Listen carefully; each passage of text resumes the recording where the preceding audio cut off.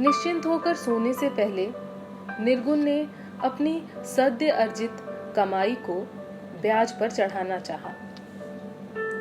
उसके गले पर हाथ फेरते हुए बोली, कल अपने साहब से क्वार्टर की बात कहना न भूलना। मोहन ने कुछ कुछ रुखाई से कहा, हाँ हाँ, पर तुम भी यह न भूलना कि हमें अपने माई मामू के जीते जी उनसे बिगाड़ नहीं करना है। तुम्हें उनकी भरपूर खिदमत बजानी होगी। सवेरे 5 बजे माई जाग पड़ती हैं। अब तक मामू ही उनका हुक्का चिलम संजोते हैं। कल से तुम्हें यह ड्यूटी संभालनी होगी। निर्गुण घबरा गई। कहा, मैं हुक्का भरना नहीं जानती। हमारे ब्राह्मणों में तो कोई पीता नहीं है। अरे छोड़ो ब्राह्मणों की बातें, अब तुम मेहतर हो, हुक्का भरना पड़ेगा। मामू को देख देख सीख लेना। कहकर मोहना ने करवट ले ली। नारी मन को ठेस लगी। इतना सब कुछ करने के बाद भी कुत्ते की दुम टेढ़ी की टेढ़ी ही रही। मरद जात निगोड़ी। कैसे बीतेगी सारी जिंदगी। यहाँ तो यह कुटांट सुपनखा मुझे मार मार के भंगिन ही बना देगी। बाहर कहीं रहूं तो किसी और को तलाशूं। हे राम जी, मुझसे बड़ी गलती हो गई। ऊंचे कुल की हो के कमीनों का हुक्का भरूं, उनके बोल को बोल सहूं। बहुत सी निगोड़ियां पाप करती हैं और गुलछर्रे उड़ाती हैं, और एक मैं हूं जो यह दिन देखना पड़ रहा है। हे राम। सारी रात बबुआ, मंझले राजा और भेड़िए खड़क बहादुर, बसंतू मास्टर और मोहना मेहतर की भोग्या, मसूरिया दीन की सौभाग्यवती निर्गुण देवी अपने लिए किसी ऐसे पुरुष की कामना करती रही जो उसे इस हीनता से उबार ले। उसके मन में एक नया भय भी तत्काल उदय हुआ। कहीं वह सुपनखा मुझसे भी घर घर की गंदगी न उठवाए। कल्पना मात्र से ही उसे उपकाइयों पर उपकाइयां आने लगी। बड़ी मुश्किल से अपने आप को रोका। मन में यह दृढ़ निश्चय भी किया कि यह काम न करूंगी, परंतु इस निश्चय की नींव अनिश्चय रूपी बालू की दीवार पर बनी थी। बराबर खिसकती ही रही। सारी रात नींद नहीं आई। बस राम ही राम बार बार याद आते रहे। सुबह मामू की खांसी सुनाई दी तो चटपट बाहर निकल आई। मामू के पैर छुए। मामू ने तुरंत पैर हटा लिए। कहा, दूध पुत, सुहागिन, जीती रहो। घूंघट काढ़े निर्गुण सोचती ही रही, ससुर से बोलूं या न बोलूं। इनके यहाँ बहुएं बोलती हैं कि नहीं, पर बोले बिना काम न चलेगा। बड़े मीठे ढंग से कहा, मामा जी, मुझे हुक्का भरना सिखा दीजिए, बस एक बार। नहीं नहीं, हम अपना काम आप ही करेंगे। तुम कुछ भी हो पर ब्राह्मण हो। मैं अपनी जात छोड़ आई मामा जी, अब तो आपकी दासी हूँ। मामू हाथ में नारियल का हुक्का लिए कुछ देर तक गुमसुम रहे। सचमुच तुमने बड़ी गलती की बहू।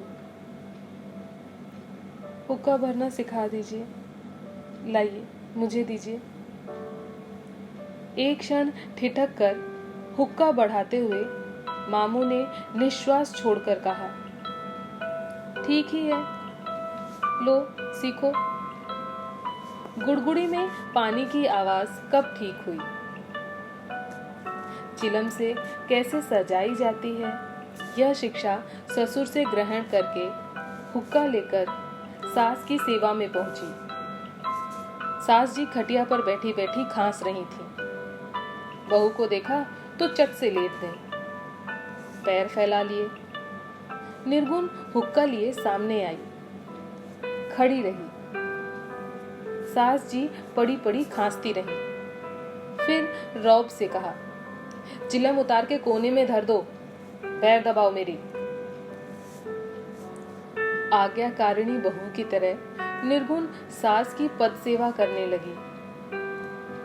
बचपन में नानी के पैर दाबे थे, एक बार आर्यपुत्र के भी दाबे थे, और एक बार उन मालकिन महाराजिन के पैर भी दबाए थे जो उसके पिता, पति और भी जाने कितनों की अंकशाइनी बनी थी।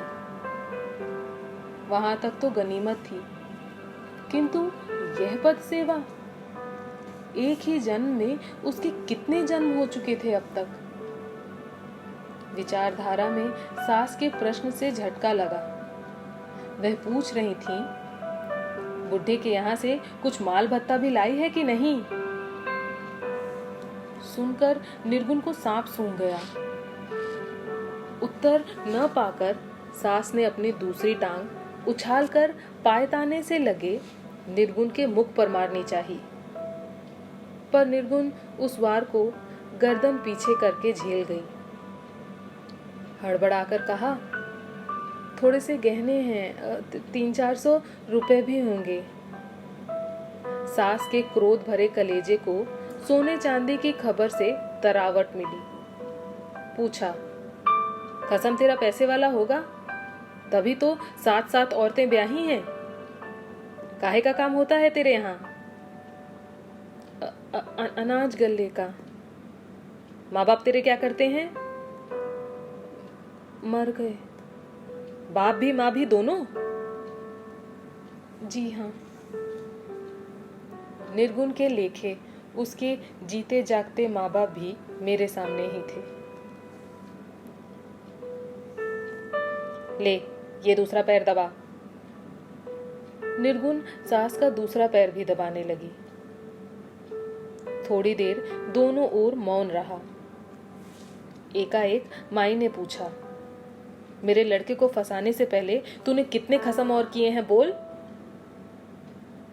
निर्गुण चुप रही। इस बार बुढ़िया ताव में बैठ गई और बहू के दोनों हाथ अपने हाथों से पकड़कर उन्हें झिंझोर कर किटकिटाते हुए स्वर में पूछा, तुझे मेरी ही इज्जत पर डाका डालने को सूझा था रंडी? छिनाल कहीं की, तेरी जवानी में आग लग जाए। कल मुही लेके भी आई तो 400-500 रुपल्ली, हरामजादी। कहते कहते माई आवेश में आ गई। पैर खटिया से नीचे उतार कर झटपट दोनों हाथों से उसकी गर्दन दबोच ली। आखिर मेरा ही लड़का मिला तुझे फंसाने के लिए? कहकर माई ने निर्गुण को जोर से धक्का दिया। वह फर्श पर लुढ़क पड़ी। सास दंदनाते हुए उठ खड़ी हुई। बहू की कमर पर लात मारकर कहा, जा चिलम भर के ला। तेरे में कीड़े पड़े, तेरे रोए रोए बिच्छू काटे, तेरी 7 पीढ़ियां नरक में पड़ी, तेरी माँ, तेरी दादी। बड़बड़ाहट में सैकड़ों बातें कह गईं।